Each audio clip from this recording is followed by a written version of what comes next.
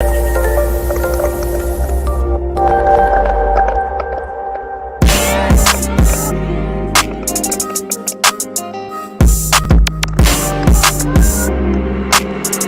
this shit's Louis, boy. Welcome to Destined. If life knocks me down, I get stronger. Nothing can stop me now. My money getting longer. Hard life had to face it. Long nights trying to make it. My past can't erase it. So now I'm going through changes. We'll give y'all a second to come up in here. Welcome to Destined for Greatness Podcast. Can't stop me Another one, man. So now I'm going through changes. I done been through ups and downs. Almost gave up, but I'm still around. Gotta stay strong for my family. I only keep my day ones around me. Gotta thank God that he found me. I was hella lost, but now I see who really love and down for me, ride for me. I'ma show you real love. Ain't gon' lie, I'm still trying to heal love. All that pain and hate that I built up. I had to man up, face life.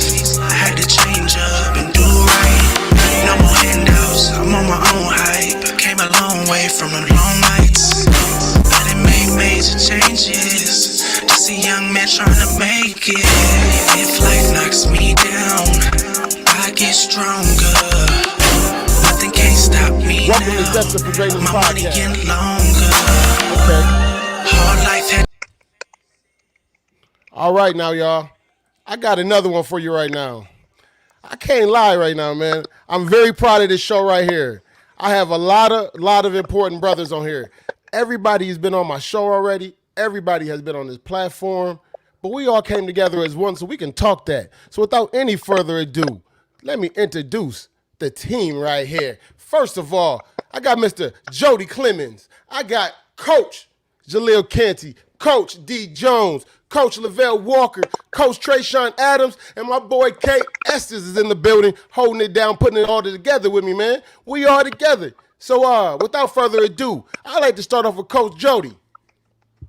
What's up? Man? Can you hear me? How y'all doing, Yes, man? sir. How everybody doing? Man, alive and well, no complaints, man. No doubt.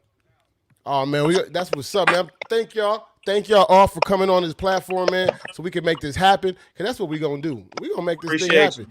Appreciate you. There's a lot of things to talk about, you know what I'm saying? We come from a city, man, where sports is very big.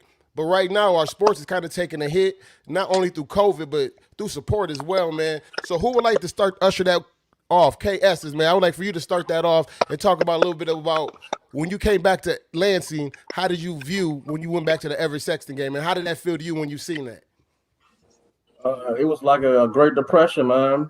Especially when you grew up. When I grew up, going through the city, going to the games, with all the games being packed, football, basketball, even the baseball games had a lot of attendance, especially at Everett.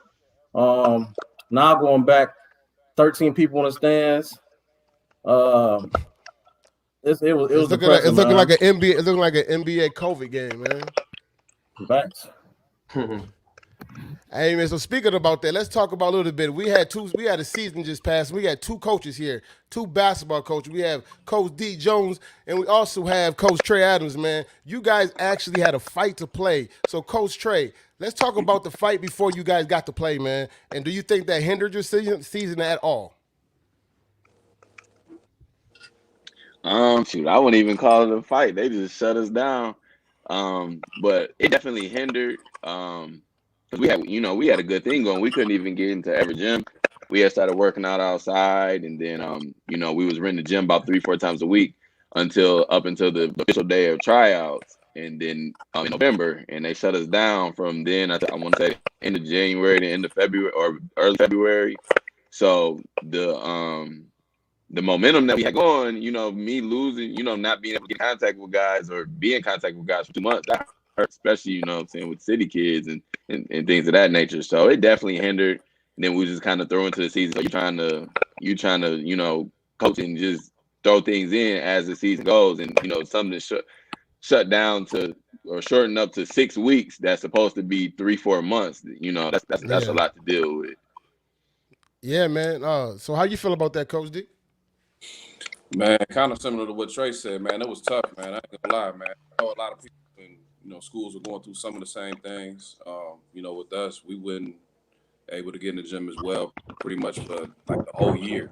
Pick up protocols and things that's going on with the COVID, man, and missing out on that summer and that development in the fall, that chemistry built in the summer was a major hit for us.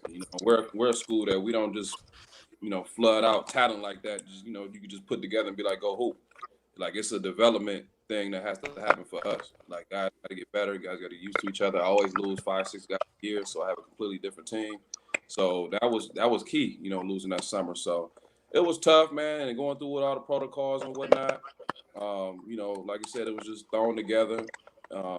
Stuff that you would like to be at. In February, you had to just bundle up in one and get a lot of in 1 week or 2 weeks that you can get in to prepare you for the rest of the season. So it was tough. And that's fact. So my question is, how many games did you guys end up totally playing, like before playoff times, like actual season games they count? And they didn't even call it a season. What did they call it? I mean, that's not a season. How many games you played? Was it 6 games? It was the craziest thing for me because I've been in the game for a long time, man, and I never seen anything like this. So, we had to crunch in. I think we might have played 14, 15 games. I think. And then we had to kind of gather, our freshman and JV teams together, kind of put games together for them. It was just tough, man, having to go through all these protocols every day, and then even before we got on here, I heard Coach Jaleel talking about people showing up. We had conditioning to show up when we first got to go. It was only like 3 kids showing up. So, wow. I know a lot of them were giving up throughout the course of the year, you know what I'm saying, because they're thinking that we weren't going to get back to playing, but they were out of shape like crazy. So, it was tough, man. Having a coach in the mask and for them having to play in the mask, man, it was definitely a challenge for, from that, side of it too. So, it was definitely tough. That's one thing I never got. Why the have y'all playing the mask and y'all want social distancing on the court? Yeah. Wasn't no rule we came up with. That's a great question. I don't even know. My mind, man. They wouldn't allow us to jump ball, but they got to play the whole game. Yeah, we could jump ball, man. And you yelling through. I mean, man, I was about to fall out, man. I played one of my kids one-on-one. I almost passed out, man. I was like, I don't know how we supposed to press and you supposed to be playing 32 minutes, man, but with a mask on, man, it's crazy. That seems almost impossible, man. So if a kid mask fell off. So if a kid mask fell off or something happened with the kid mask, was it like any technicals or any consequences for that, or what? How did it go? They was giving you warnings real tough. I mean, it depends on the refereeing crew at the same time because it was the ref, yeah. Like it was a couple of my guys who was just coming below their nose and they like, oh, he got to sit out. It was just like it was stopping game every 2 minutes. You know what I mean? So that's crazy. You couldn't gather any kind of energy, momentum or anything because they was doing that. Then you have some of them was like, man, well, if it's below the nose, we cool. You know what I mean? But it just depends on the crew you get. Yeah, I noticed with we had the cool refs with the mask. We had one, kind of extra like, hey, coach's mask come down, you got to take him out. But for the most part, most of them, they would let us know, like, if it come down and they know, they'll give them a warning. So we didn't have too many stoppages, but in the end, we only end up playing 10 games total, including the districts. So we didn't have as long as the season as some teams. So speaking of the districts, man, you made it to play against Hope, man. How did that game came down to crunch? That was a memorable game. Man, that was one we should have walked out there on top, but mental mistakes, and things that, you normally have longer to preach and teach that we kind of, because for the most part, every game was, or every practice was before a game and after a game.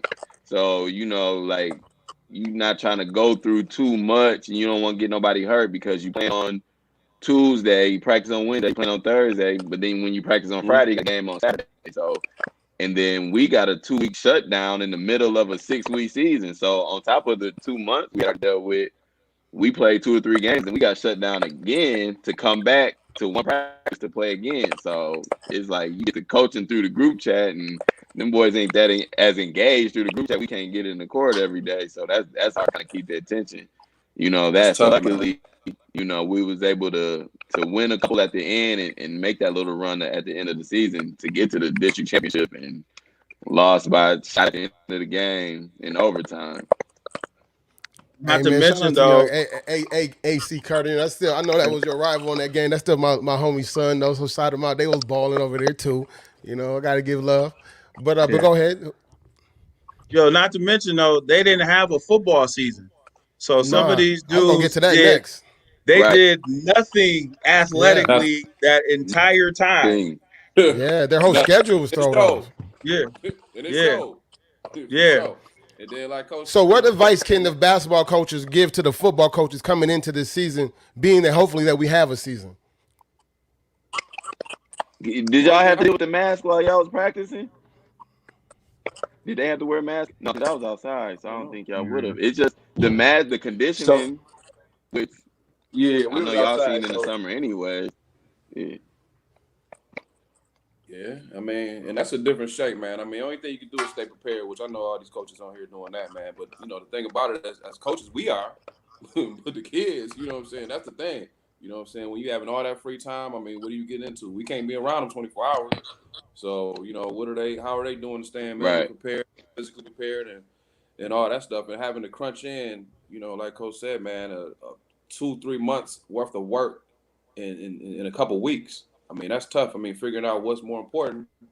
I heard Coach K say this one time. He's like, we got to work on what we think is more important based off, you know, the next week or two of gameplay. So, I mean, normal stuff that we have with chemistry and you know, chemistry builders and watching film. I mean, we just had to cut a lot of that stuff out. You know what I'm saying? Which you just was playing on the fly for real. It was like summer ball. Yeah, definitely. Yeah. It was like an AAU field kind of my level, man. Yeah. Yeah, you man. Couldn't get a rhythm. Like you have a game, you get shut down. Yeah. That's what I'm saying. I was wondering how that worked for you guys. Like, you can't get into a rhythm. Like, most of the kids play 2 sports. They didn't play football. So now you have kids out of shape. They've been at home. They've been doing their school at home, everything. So right now, football coaches, are you guys able to at least do practice this summer? Do you guys give you any type of heads up, any type of schedule? I'm talking about even KS's, I mean, even with the youngins. Like, any football going on in Michigan? Because down here in Georgia, we're fully open, engaged. They going. They been going. They ain't never stopped. They ain't stopping up there. Yeah, Texas is wide open. They going. Everybody going to the stadiums too. Everything's wide open in Texas. So I just feel bad for Michigan right now because I'm seeing everybody practicing indoors, outdoors, going to sporting events, and Michigan is just not there yet. That's tough. So how do you guys feel about if you guys might go through another shutdown? That could affect the football season. I doubt it.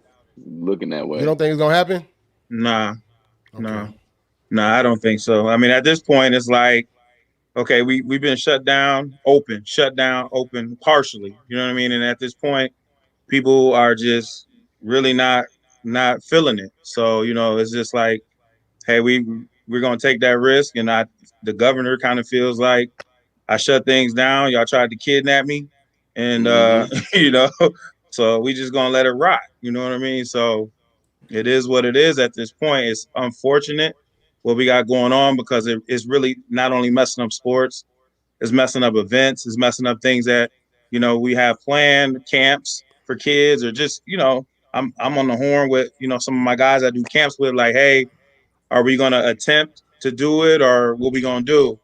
And, you know, they're basically like, man, I don't think so. You know, the liability insurance is so crazy that, you know, it's really not even worth it at this point. So, in Georgia, they make you sign a waiver, so there's no liability for them. You have to sign a waiver to be part of band or be a part of any sporting event. So they let you know off rip. If you catch COVID and something happen, it ain't on us because you can let your kid come out here.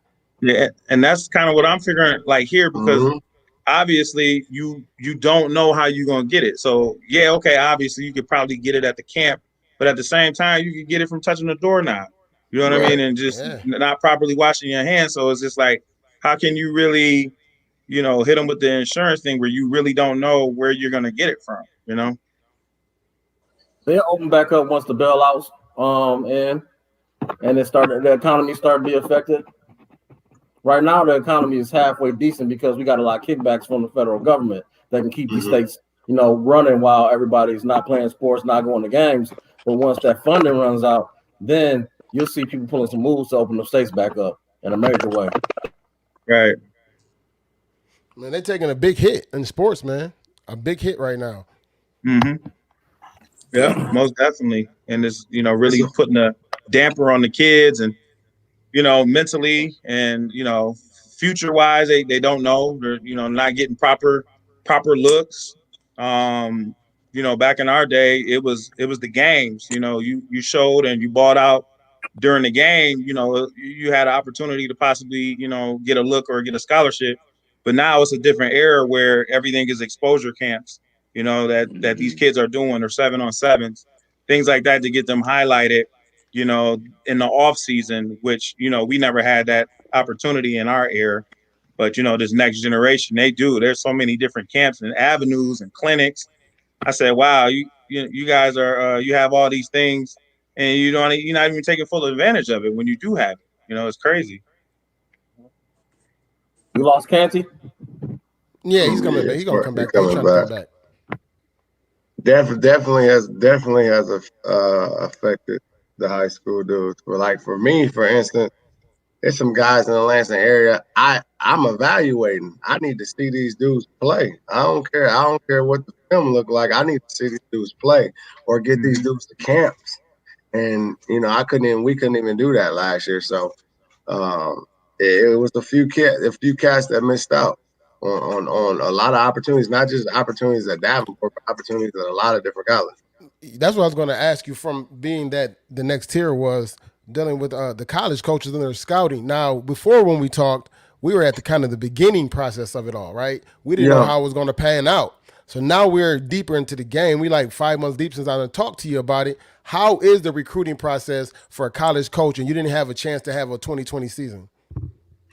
Right now it's a lot of online stuff going on over the phone, via social media, via email. Like this whole week, I've been texting coaches all across the state, hey, send me your 2022 list so I can get your kids evaluated. We're gonna start to get into schools and stuff now to go. If they don't shut us down, we're gonna start to get into some schools that are open. Go see some coaches and talk about some kids. But this would have been the first time in a long time that I've been in a school, like to go see a coach and go talk to a coach. So everything for us has been just contacting players, making sure we're staying in contact with them. That way we don't get a chance to see them. So watching game film, huddle, sending us workout videos, whatever it may be. So Coach Canty, since we got you back, man, I got a question for you. I lost him, but so it's all good. So, but my question to him was about actually for his players, in the evaluation process for colleges to look at them. Is it more? Do you think it's harder on the coaches right now because they have to do twice the work now? Oh yeah, for sure. You can't. You don't know my kid. You didn't see him. For sure. So I have to put the tapes. Got to get sent. Everything is more on the coaches, man. So the responsibilities have upped for head coaches and their staff right now dealing with this COVID and trying to recruit their kids. That comes with a lot of rapport with that coach too. So, for instance, Jaleel, I ain't seen the kid like you just said, but when I call him or text him about a kid, I gotta be able to trust his word. You know what I'm saying? Because I haven't seen the kid. So if you tell me, yo, this kid is this is what he's good at, this is what he's not good at, I gotta be able to, trust his word. And some coaches that's out there, you're gonna be able to trust them, and some coaches you're gonna look at like, you sent me last time I got a kid, it didn't work out so good. I need to evaluate. I need to get some more details, information on this kid. Yeah, I get that. So what about Trey? What about basketball, man? Since you guys had such a short season and coaches didn't have really a chance to evaluate your players, man. So how has that been trying to get your kids to the next level since you didn't have many games for them to prove themselves? Yeah, I mean that part of it ain't even really get touched. Like our season was so short and choppy. Like I said, our season itself was 7 games. So, and then, you miss a game here. It was supposed to be 14 or 15. Like I said, we only made 10, including the 3 games in the tournament. So that's something I'm probably going to, have to deal with more going forward now. Because truthfully, I didn't even think we were going to play. It had already got to February and we were still sitting at home. And I had a couple kids hit me about that, like, Coach, I want to go driver's ed, but you think we're gonna play? I'm like, man, take your class, man. Like, I can't see us playing this. The season's supposed to be ending normally right now, and then they gave us word that we can have the conditioning or whatever it was, and then on Monday they said we were playing on Thursday. So it was just and then as far as like people that can come to the game, it was a guest list. So there's no way anyone outside can really come in and see these kids unless, they got in contact with you and say, hey, can you put me on the list or whatever, however your school was doing it. So that wasn't even a question. It was more than playing the few games that they played. So how did that go for you, Dave? Because I know you have more underclassmen, though. How many seniors did you have this year? I think I had about 3.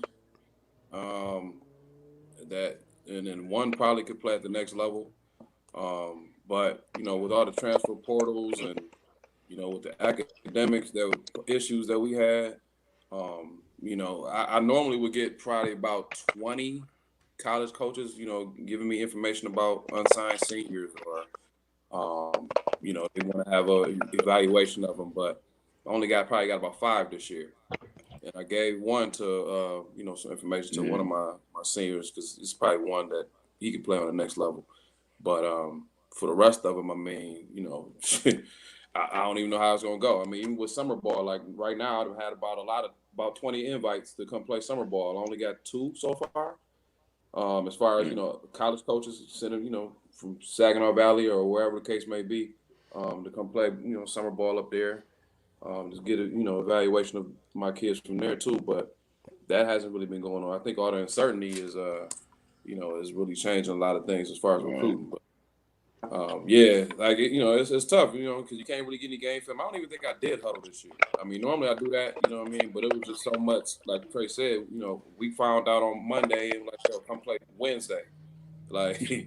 That's crazy, man. Hard to do, especially when kids like basketball works like that or something. Come on, man. It don't work like that. That's what I said. It don't work like that. You trying to put some chicken together, you ain't gonna just. We went from a non-contact practice. It's a preparation that you got to put to it. Like it's hard. I mean, to get out there and be in that shape to play, and then not only that, the mass, and then you got to kind of reiterate everything that you taught them the previous year. Then you got new guys you got to implement. So it was challenging, man. It was like the most challenging season ever for me. So, and I know a lot of other people were dealing with some of the same situations too, but a lot of them weren't. But it is what it is. So I can't have no excuses. It is what it is, and we just got to learn to build around it and grow from it. So. Yeah. So Coach, man, I have one more question before I have the question. I want to get Kevin and Jodie going, man, to talk about this tailgate because there's a lot to talk about with that because they done started something. So we're gonna talk about that, you know what I'm saying? Yeah. So, but Coach, before you got dropped, man, I asked you how was your recruiting process for your seniors, being that they didn't have a season, for you to try to get them recruited. You mean for me? I think we still lost them. Oh, you talking to me, right? Yeah. Yeah, I was talking to Jaleel. Yeah. Oh, okay. Yeah, I think he got a bad connection. You froze? Yeah, he froze. You think he froze? There you go. You hear me? Yeah, you there? All right, yep.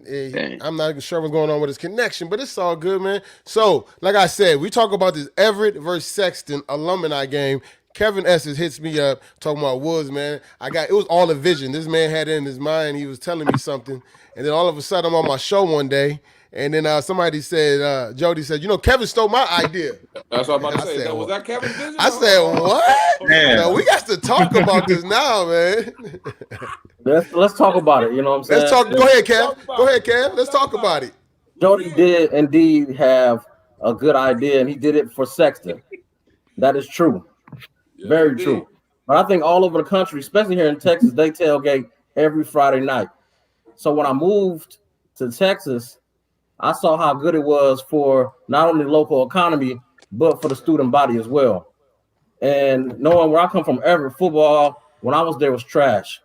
And we had zero alumni support and zero booster support. Why you laughing? Oh, my thinking was, we trying to change the program around. We got a great coaching staff. The coach prior to Canty did a great job with the program. Yes, so while we have some momentum, let's start getting the alumni involved. All the old players that didn't get looks, that were disgruntled, let's get everybody back so that they can get some glory. Because we had a lot of talented players back then that just didn't get looks because we didn't have the winning season. Only time you got a look was if you played against a good team. You had to show out against a good team. So that was my thinking when I talked about the tailgate. So Jodie, how did you hear it from your perspective? How did it come off to you? Oh man, I felt like we got our ideas was bitten. Like, man, that's what we doing now, and we not, we ain't even gonna say we're bro, I stole this idea. You got the blueprint, you got the formula, you got a couple suggestions. It was like, nah, I'm gonna just put it out there, forget what he's doing, forget what he's talking about. Like, yo, we teammates. You done sat on my couch and ate chicken wings, watched the fight, all that. You know what it is.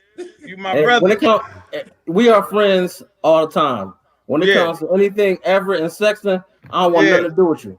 So that's how we kicking it, and I'm gonna be like that. We're gonna be friends all the way up until the game. And then it's on.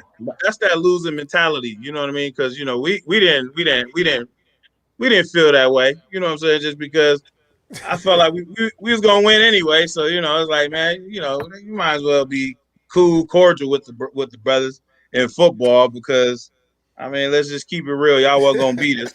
So he was holding that grudge when we was like, yo, it's cool, it's cool. But nah, man, for one, I'm kind of feeling some kind of way because I am the only J-Dub on this podcast. Like, man. And it wasn't going to be like that. Hey, I had somebody for you, too. No. I had somebody for you, too, man. But I ain't want to bring him out the bag yet because I had to do the podcast with him first. But man, I did it. I thought about you, though. I reached out to him and everything. He should have been on here right now with you. Man, I feel like y'all got me in the back alley right now. No, I'm gonna let the cat out the bag.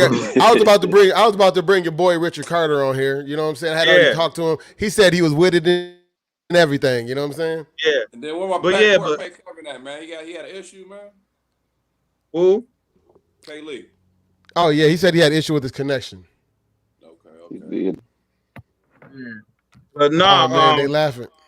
But on the J-Dub side, though, once I got word with what Kevin was doing, I said, well, it only makes sense since it is the Everett and Sexton game that we try to make this thing happen.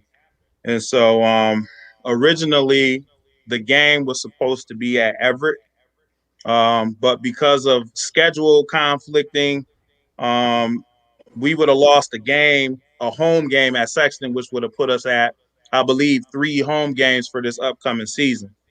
So they was like, to make it fair, put the game at Sexton because then that gives us our, 4 home games. So because of that, Kevin was like, well, I don't even want to do it because I want to do it at Everett. So I said, that's fair. That's fair. But I said, look at the big picture. I'm like, we didn't have a season at all last year. We really want to get an opportunity to highlight our kids. And the best way that we can do that is use this game as a platform and a showcase because we didn't have that last year. So how about, even though it's going to be at Sexton, I mean, we ain't got to rock together. Y'all can have y'all own side for y'all tailgate and we can have our own side for our tailgate. But the whole big picture is to bring the communities together and join for the greater of the good so that we can, get these kids some support and show that we do love and we do care for our kids. Yeah. And the biggest thing that we always have trouble with is the actual district. You know what I'm saying? So I know we got some district employees on here, and y'all ain't got to agree. But anytime that we trying to do something positive, we're met with more resistance from our own district, to be honest. You know what I'm saying? I'm like, yo, come on, man. Like, we're doing a good thing here. We put on events all the time. They're safe events. We raise money for our schools, and then we take and give the money back to the schools. Like, I don't understand why we keep having, such a disconnect. So because the game is the first game of the season, typically the first game of the season is Thursday. Typically the first two games, because of the holiday and how it falls, is on Thursdays, the first two games. And so I knew that was going to be the first initial shot that they was going to give me when I talked to the district. So I said, hey, we're trying to do this joint tailgate, trying to do it, put this thing together, make it, successful. We need y'all help. First thing they said was, well, we got to play the game on Thursday. I'm like, we want to get it on Friday. Thursday. We want to be the showcase on Friday. Well, I don't, we can't do that. State of Michigan rule. I never go into a battle without having my bullets with me. So I already knew. I'm like, I knew this was what they was gonna say. So I had to hit them with, well, how come in Detroit, the first weekend of the year for the past 4 or 5 years, they've been running games on Thursday, Friday, Saturday at Wayne State. So why can't we have a game on Friday? It's not a state rule, obviously, if they're doing it. So what is the holdup, and why can't we do it?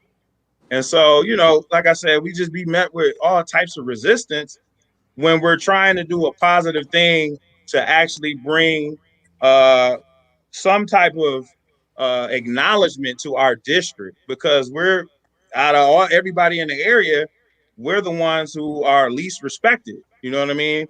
Whether it's athletically, academically, it's like, yo, we are really, disrespected.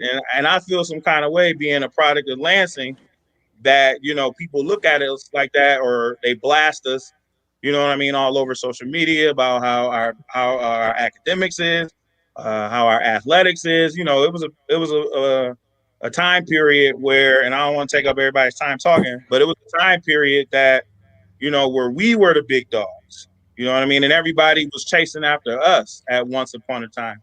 And so we got to try to get that and build that bond. And it starts with us inside of our own city, So that was the thought process on the tailgate. So what you got going on over there, Kev? What's your part of it before we move on? What you got planned for the EV side? Because obviously I thought it was all one. In my mind, I'm thinking I'm coming down to one big old tailgate. Y'all done separated it and made it two sides. What's going on? I mean, it's not nothing set in stone, but it's at Sexton. So for the alumni that's coming from Everett, I still wanted to make them feel like it was their first initial tailgate, Everett tailgate, alumni tailgate. So that's why we kind of had our side and the Sexton side. We're still on the same field. We're gonna be inside of the field.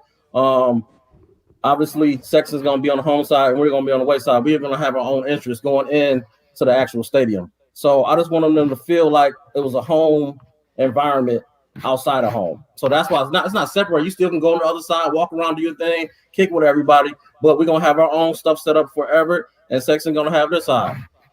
That's dope. It's just like going to the games back in the day. Yes, You're gonna mingle, you're gonna go around, talk to everybody you've been around with forever. But when it's game time, you go to your side, they go to their side, and we meet up afterwards. Hey, man, I really hope this carries on to the basketball season, man. Hey, Hoop, man, what we going to do about getting these people back in the stands, man? We can't do this. How did it look out there, Dave? How did y'all have a crowd? I'm down here, so I can't see. I can go to the games. So how did your fan turnout look? I mean, it was only a certain way it could look, because you had to have at one point in time, it was 2 guests for every player and staff member. So it really wasn't too many people that you could be in the building at the time. It was definitely different as far as that goes. And then I think they upped it to 4 going into the districts and whatnot. But I mean, so it was tough from that standpoint. I mean, for me, I mean, it really didn't make a difference. But yeah, the only way to get it back, you know, whenever this stuff is over with, man, is to win, man. And it's tough doing that too because a lot of the talent is not the same around here like it used to be. Like in the '90s when we came up, you know what I mean? It was 2, 3 dudes going D1 on everybody's squad. You know what I mean? Yeah. Basketball wise, man. But What now it's happened with like, that? Do you think that is? Do you think it's the preparation from like the youth sports? Or you think it's like the pre-prep, or what do you think happened there? Where do you think that we has a dropped the lot to do ball with at it. with our youngins? Where they're not the elites anymore. Yeah, I mean that has a lot to do with it, but at the same time, it's so many more options. Now, if you get to one of the top 40 guys in the country, I mean, you going to a prep school or somewhere. You going to somewhere where Carmelo went to, or you going to one of those, you know, big time schools. So, I mean, a lot of the kids are leaving the state. I've had these talks with high school coaches and college coaches all the time, man, and they, you know, a lot of them don't even recruit around here as much no more because they like, hey, they got to go to another state. It ain't like the '90s, where they can be like, oh, we go down the street, we gonna get Chris Webber down there, or Yeah. whoever around the way. You know what I'm Yeah. saying? Even in Lansing, I mean, we had a lot of talent in you know, the '90s and, you know, even early 2000s, man. So it's just tough now. You know what I mean? So, you know, and then these kids, you know, they watching different NBA games, and now everybody running to the 3-point line on the fast break. And then, shoot, if you don't teach them that before their athleticism develops, it might be over for you because, you know, now they don't even want to go back to the fundamental part. Yeah, So that part is it's you tough, got man, to. all the way around, man. So I mean, you know, but you know, it's still good competitive basketball around here. Great coaches, man. So I mean, the only thing we can do is do our part, man, and you know, hopefully it all comes back in fruition, man. Again, so Yeah, we'll see. Jodie made a really good point about like the district making a pushback. Like I said, I don't want to get the coaches involved. We want y'all to have y'all positions, but I'm gonna talk to Big Dog because he ain't in it. Like I ain't. So like the pushback with the district, man. Like I want you to continue on that because I also feel there's a pushback with parents as well. Somebody said in the comments, it's they're not helping the situation kind of in a way we're always outsourcing their players to other cities and making them look like they're the shining stars when they're really Lansing kids. You know what I'm saying? If you really look Parents, at it, we parents, win state championships, but we are on other teams. You know what I'm saying? the Oh, parents. it made him choke. Oh, coach choked on that one. It's a lot of coaches in the stands too. Let me go ahead and say that and get the hell out the way. Hey, Yeah, that Man, too. it's That crazy. too. Man. It's crazy you talk about the parents, man, because we're sitting in a staff meeting the other day, you know, talking about recruiting and stuff, and our head coach made a great point, man. You know, he meets with every parent when they bring their kid to drop their kid off the campus, and he said, "Yo," he asked, "Yo, do you guys discipline your children?" You know, and some of them answer yes, some of them answer no. He said, "Yo, so you know, if you don't discipline your children don't respect you, what makes you think they're gonna respect me and I can discipline them?" You know, and Wow. I sat and thought Preach. about that, and yo, he totally right. You know, if you ain't taking no discipline from your parent, you cussing your parent out and all that extra stuff, well, and you drop them off to me, and you expect me to change this kid? They do though. They actually Yeah, do. they do. Don't get me I wrong. I'm mean, gonna do everything in my power to do it. That's my job. That's what I'm getting paid for. But you just made that job way harder because you ain't been doing it. That much harder. and it's no True. different than a kid in school. You know what I mean? And the Right. That's what I was same about to thing say. That too. applies I see it in to a school. kid in Firsthand in school. school. I Same was thing going to get on applies. that because that's what we talk about in Same my thing house. 'Cause applies. my wife being an Man, educator, man, it's the same thing. So go ahead, Jody, Yeah, speak on that. I yeah. see So it I happen mean, every it's day, man. yeah for sure. I remember being up at a school. Um, they wanted me to come do something, and I was only there for a half an hour, and it might have been um, two fights, state troopers in the building. Like I said, I asked one of the teachers. I said, "Is it like this every day?" He's like, "Every day." I said, "Man, like how can you get anything done in this like East Side High? You know what I mean? Like this don't make no sense that we have this kind of environment, and a part of that, like a big part of that, is the parents. You know what I mean? They got to make sure that they do their part, and then you see a lot of kids around here with bad grades, dress fly as all get out. Like, man, That's the part. That how part. do you That part. get Jordans with F's?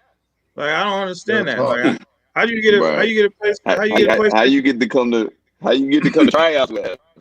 Man, like, I I know don't we couldn't do understand. that. That's like step one though. You know, you bet. Yeah, Don't even like, ask if this part ain't right though. You know you ain't man, about to like, go Right. out. yeah, I don't even understand. Like, man, So, you look real good out here, man, for these terrible grades. hey man, no repercussions for they could just do whatever, man. And True. when then they bring it, then they come to us, and it's hard for us to discipline them because, like you said earlier, they're not getting at home. They come in there, they fresh, they taking off their Jordans, about to put on some dope all red Nikes that cost $200 cleats. You know what I'm saying? They all fresh and still about to fail. It don't matter how good you are because you're probably not gonna go to the next level because Coach Lavelle is not even looking at you because he cannot put you on his roster because when he got your transcripts. Hey man, I'm picky as hell. Yeah. Especially with my area. You ain't about to make me. I'm not about to recruit you. And you come from my area. You my recruit, and you make me look bad. I seen you guys home. Yeah. Wow. And that's how it's got to be. And, Respect and, level and got to be that's real different, that man. you said that because that's what I be telling these kids, you know what I mean, is that you have to make sure Ooh, look that at that one. when you do get that opportunity, you carrying your city on your back. You know what I'm Correct. saying? Yeah. And so when you get that opportunity and you blow it, then that makes it hard for that next kid that's up and coming. You know what I mean? I tell the story all the time, and my big bro, he tell it to you too, just like that. Damian Gregory, when he went to IU, you know what I mean? We from the same way. We played the same position. We were from the same high school. And I was coming in right after he had got kicked out of IU. You know what I mean? And he was heated that I went to IU. You know what I mean? At first, you know what I mean? He was mad because he felt like, they had done him wrong.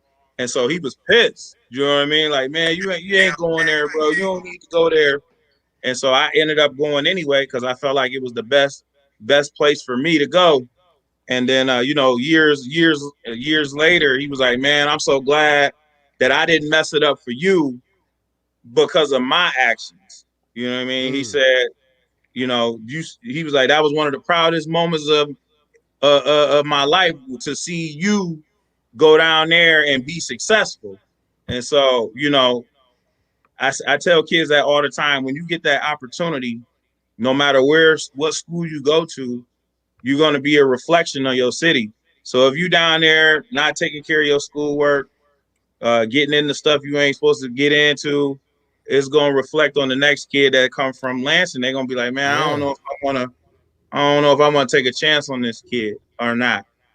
So And just keep that in not mind. only your city, and not only your city, your family. I mean, you know what I'm saying? That's a reflection of them too. You know what I mean? Your parents and all that. Because I tell the kids the same thing. Absolutely. I mean, with all the relationships I built with college coaches and, all the doors they make and possibly open for me in the future, I said, I'm not lying to none of them coaches about y'all ass. I mean, if you ain't doing what you're supposed to be doing in class, you mean you don't know how to act? I'm gonna tell him straight up. I don't care if I know your mama, been knowing your daddy, your uncles, and all that. I'm not gonna mess up my relationship with this coach. You know what I mean? To send you there and give you all this praise and love, and then you go down there and act a fool. So I'm like, nah, I ain't gonna be able to do it. So I mean, it's And we all done respect, seen man. it.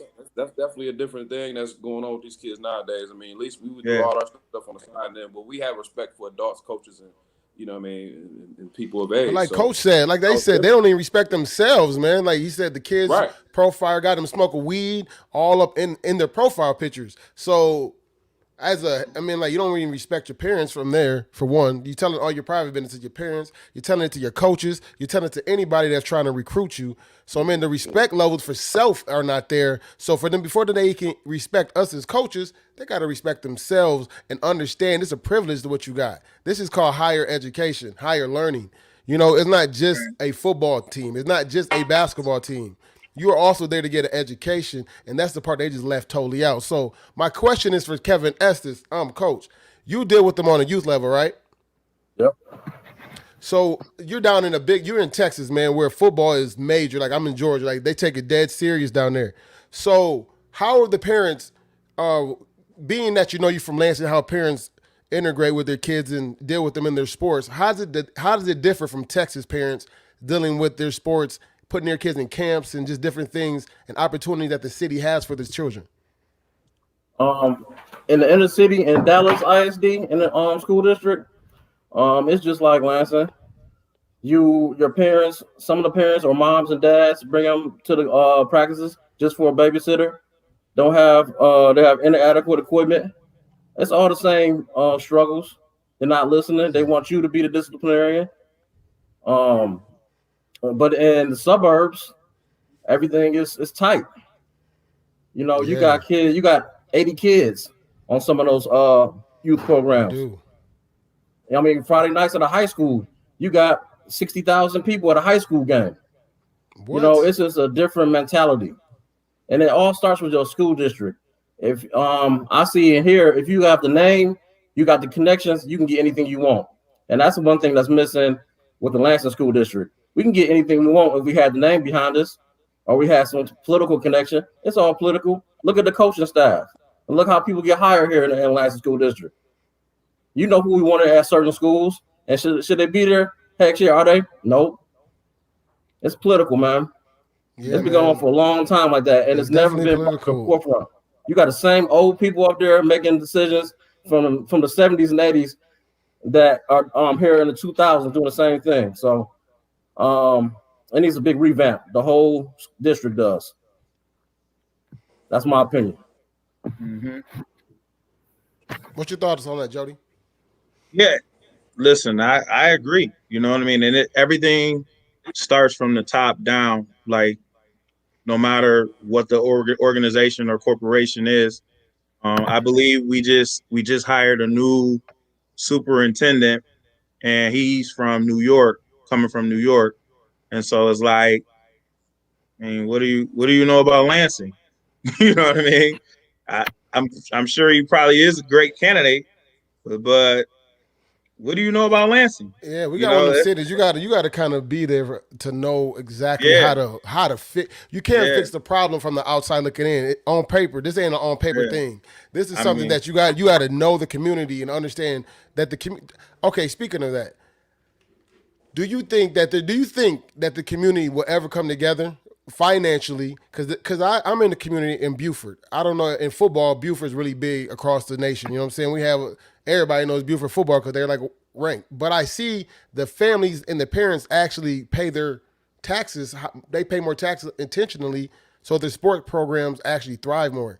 Do you think that Lansing will ever like do that? Actually say, you know what, we're going to pay like more on our taxes for our athletics? No, I not don't right see now. I it. don't see it. Yeah, I don't see it. I don't see that. Um, look at our economy. We don't have any jobs in the city of Lansing like that anymore. That's paying Hmm. anything starting off. I mean, if you're lucky enough to get a state job, those run out. Everybody else is going outside to So, find so work. how do we get the funding? So where does if we don't give it to them, the district already showed that they're not going to support it. Where do we get the funding from then? What happens? We can't keep going down on this downward trajectory. We have our kids, our grandkids, the next generation is counting on us to make a decision. So we have to come up with some solutions. Well, you know, it's funny you say that because when our football coach at Sexton got hired, I stay connected. So, he's like a big brother to me. And so we always stay in communication with each other. And I just, simply asked him, what do you need for me to, kind of, help the program any kind of way. And, he was just saying like certain equipment that they did not have. And so I said, okay, cool. Give me your top, 2 or 3 things on your dream list, and we'll see if we can make it happen. And so he gave me what he wanted. I said, okay, I'll start with, a GoFundMe just to try to, generate some money and see what we can come up with, which actually worked out really good. We generated the funding and we were able to, go get the equipment. Now, meanwhile, while doing this, I'm getting inboxes saying, um, I want to talk to you about the GoFundMe that you got set up for the equipment at Sexton. Basically like, it's a bad look for the district. It makes us appear to be poor. And so I'm like, oh, so we worried about what other people on the outside think. Perception? Yeah, we worry about perception now. Right. I was like, man, this is my school, and I love my school. And whatever I need to do to help raise money for it, I'm going to do it. So I'm not a district employee, so you can't stop me. So, and which is a part of the reason why I'm not on anybody's coaching staff, because it gives me the ability to be free, work with whoever I want to work with, raise money for whoever I want to raise money for. And you can't handicap me, and because of that. And so, yeah, man, it's like I said, that just goes back to what I was saying at the beginning, where you get some of the resistance from your own, more than anybody else. It's like, why are y'all doing this when this is a good thing? And that sled that we had at Sexton was built in the 80s. You know what I mean? It's like, yo, we don't have the proper equipment. We don't have any. It's dangerous. We don't have the tools to be. We don't have the tools to be successful. So it's not always the kids. It's not always the parents. At the end of the day, when you play sports, man, you got to have the tools, man. And if you don't have the tools and supplies, and all the stuff is dated, we have to make something happen. So what about you, Trey, in basketball? Like, how's basketball looking? We straight? I mean, are our funding good in basketball? Everett, we all right? We doing all right over there? Our funding is whatever we can make. You know what I'm saying? Like, as far as fundraising personally, for the most part, is on us. The same, like I said, the money coming into the city or coming to the school, like, I can't see it because, y'all from Everett older than me, the same weight equipment that we had when I walked in as a freshman in '98 is still there. I seen that, man. So, and I'm pretty sure it was there when y'all was freshmen, sophomores, whatever. So it's and then you talk, because I'm still like, I'm Everett. I know a lot of kids, so I still work out with some guys that used to go to Everett or transfer schools or whatever, and they'll say, oh yeah, we got 3 and 4 shooting machines at East Lansing. We got one, and just things of that nature, or they have access to the gym and this, that, and the third, and where like this season, like they wouldn't even let me in the gym on Sundays to shoot around or do workouts, and it's like, what, like, does COVID rest on Sundays? Like, what's the big deal about Sunday when we can't get in and we already got this thrown together season? So it's just sometimes you get answers that don't make sense for y'all. And I posed the question early on when we was putting the season together. It was like, how come it's always our kids that get shorted? Like, oh, we can't do this. It was such a strict on the Lansing schools. But I'm like, yo, my kids just send me videos of, the suburban schools. They practicing, they doing all this, and they getting in on Sunday. But we sitting on our hands because, coach, can we get in the gym? Yeah, no, really. You know what I'm saying? So, and it's never a real explanation. It's just because, you never really get a legit answer, or it doesn't make sense. It's just like, I asked them, like, how come it seems like our kids got to get screwed? And that just seems how it goes. Like, why are we still lifting weights that were there when I was a freshman 22 years ago or whatever? So, it's like I said, we have to get out and raise it. Thanks for like GoFundMe's and the online fundraising and stuff. You're able to raise money, but it's tough. Right. And luckily, like jerseys, we got Dez, every that, so we got that, weighing on our side, but it's not an easy thing. Right. Man, what an awesome show, man. I thank all of y'all for coming on the first time, and I thank y'all for coming on this time. Man, the conversation was intricate, man. We had so many different topics from Kevin and Jodie talking about their alumni same game. That's what I'm going to say. I don't understand what's going on. We should be together, in my opinion. But to having Coach on here talking about basketball, man, we had Coach. I do have a question for Coach Walker. You're a college coach, man. What's going on with the college season, man? People on here need to know something, man. We all fans of college sports, man. We need to know something. Is there a football season? And if it is it going to be regular or is it going to be messed up and broke up like it was in 2020? No. I definitely think it's going to be a season this fall. Definitely, as you guys know, a few teams we like us played this spring, which I was good for us personally, and I think we're good for the student athletes at college level. Man, they they play and they still have their they're still in the same, they still have the same years left. So nobody lost a year. They actually gained a year and gained experience this spring. Yeah. There's a Which positive on it for sure. very positive, especially those those guys that got NFL grades or that are trying to get NFL grades. They just got a extra look from the league this spring. So that was positive for the student athletes. But this fall, I definitely think we're gonna have a season. As long as the Lord willing, and we should be good. All right, man. So I gotta ask you. You gotta shout out your training program, man. I want you to talk about that really quick. There's a lot of people on right now. I want them to be able to hear about your training facility and how you run this, man. Let's talk about it. Hey, funny thing, man. Coming up, it's always been a passion for me. But Jodie trained me in college. Yeah. Got me together. Got me Okay. got me together, train me Yes, for my sir. pro day and all that extra stuff. But elite performance, man, is basically sport specific training, man. It don't matter what sport it is. I do it all, any position. And long story short, man, just trying to give the kids something we never had coming up. Like I didn't have a trainer coming up. I met Jodie when Jodie trained me when I was in college, not high school. You know what I'm saying? Not when I was in Pop Warner.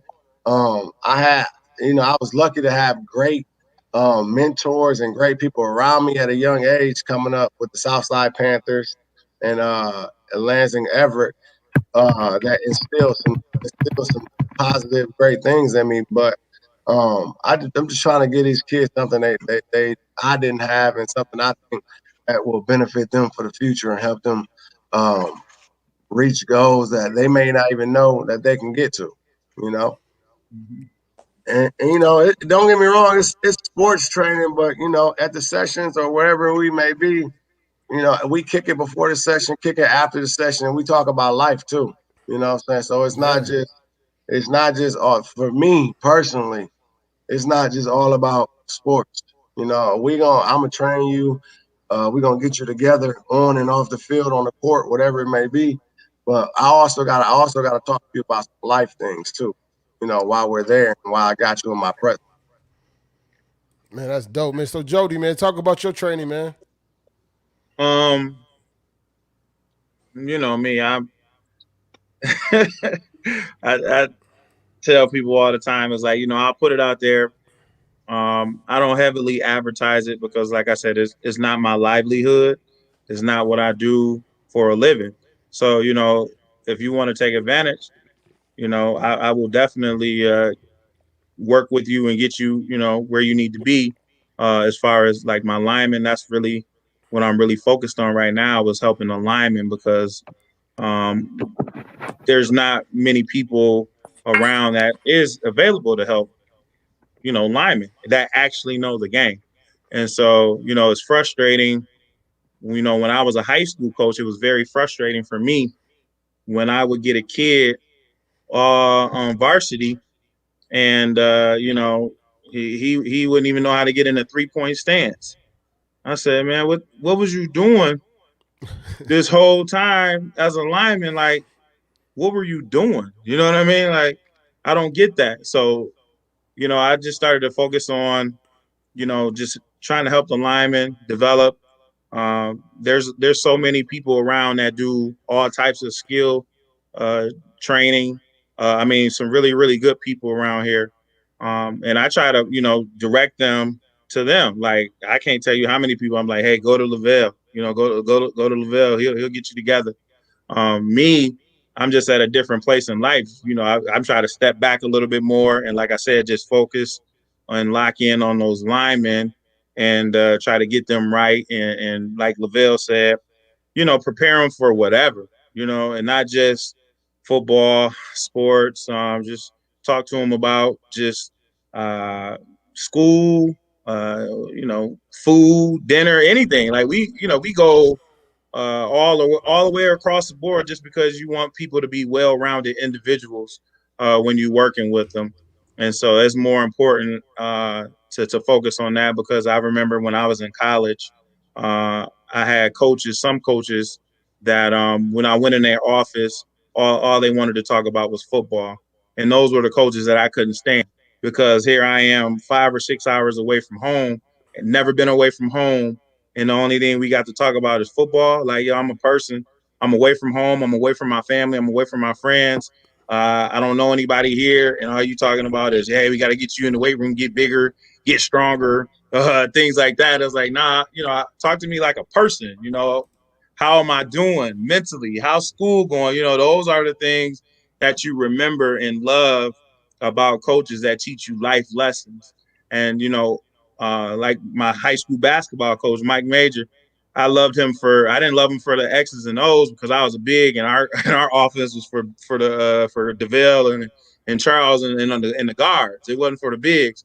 But the biggest lessons he taught us was to just life things. And I remember him saying, like, if you're gonna get married, man, you better marry somebody smarter than you. You know what I mean? Like that, things like that, you remember. It's not, necessarily the X's and O's. It's just little life lessons like that you get taught, outside of the actual game, that makes people, great coaches. It's not defined on your wins and your losses. Like, I had to go to war with somebody at a game Dave was coaching.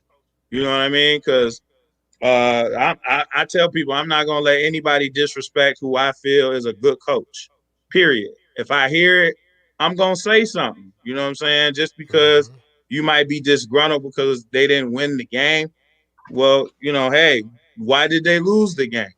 You know what I mean? Here's a man who took over a program that was trash in the dumps and brought him a chip last year. You know what I'm saying?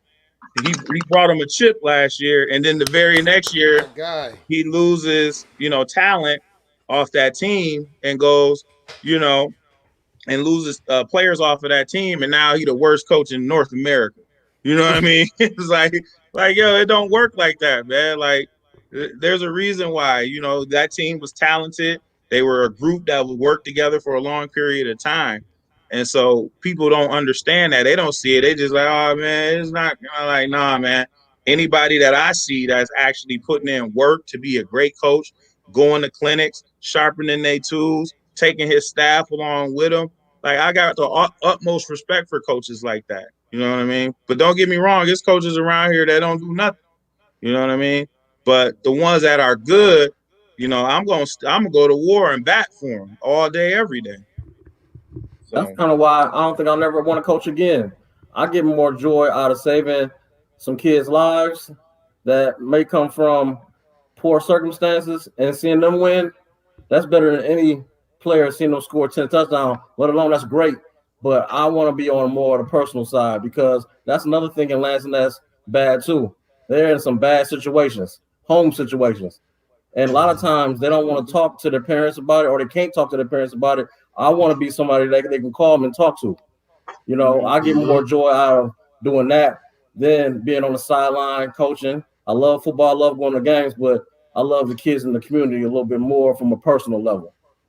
Yeah. And that's kind of why I do love the tailgate that we're going to have. It's going to bring the community together. They're going to see people from all walks of life, alumni coming back to our professionals, in corporate America, making six figures.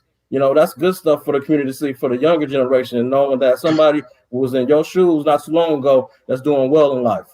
Mm-hmm. So it's not only about sports, it's about life after sports. A lot of times they think after high school, you don't have anything else to do. But, people like myself that didn't go to the next level like I wanted to, found a way to be successful in life. Absolutely. So that's why I think it's really important to have our city come together. We can network. Sure. And then the kids, the high school kids, can have people to talk to. It's not just about sports, it's about networking. Hey, I can talk to Coach Jones about something. I can talk to Jodie about something. Trey, Lavelle, Canty. On a personal level, this is not about sports. So that's what it's about. It's bigger than sports. It's about the city coming together. Absolutely. It's a real tragic epidemic going on in the city. It's failing. And it's going to take some community leaders to come together and really, really start making some changes. It's not going to just take 2 or 3 people. It's going to take 5, 6, 10, buying back neighborhoods. 100. Yeah, you know what I'm saying? So that's what it's about, man. With me. Bro, don't say 5 or 6 because it's gonna be the same 5 or 6. I ain't trying to shoulder that load at all. You know what I'm saying? No. That's why we need 100. You know what I mean? To be able to. But it gotta be a selective 100 though, Jody. It can't just be absolutely. It can't be. We can't just you come. Yeah. Because everybody ain't telling these motherfuckers the right shit. Yeah, and not only that, right about that. Like you can't be the one that's saying, I'm the one who did that. You know what I mean? You can't be that guy. You know what I mean? You you gonna do it. You got to do it out of the kindness of your heart. You don't want to be like Coach Carter. For sure. Coach Carter, I tied that bow. I tied that shoe. You know what I mean? You don't want to be that. You don't want to be that person. You know what I'm saying? So you want to do it. Do it out of the kindness of your heart because you're invested in your community and not just somebody who wants to be seen. You know, that's why a lot of I get approached on a lot of things and I don't accept it. You know what I mean? Because I don't want to be that person that's always on something. Like, man, nah, man. Like, nah, let somebody else take that. You know what I mean? I can't shoulder that. You know what I'm saying? So we need more people who are about the right things that want to get down and help. And it's simple. It don't have to be a major role. You know what I mean? You could just be somebody that, you know, just run an errand or two. You know what I mean? You can use all types of people in any kind of way. Make a phone call or two, send an email or two.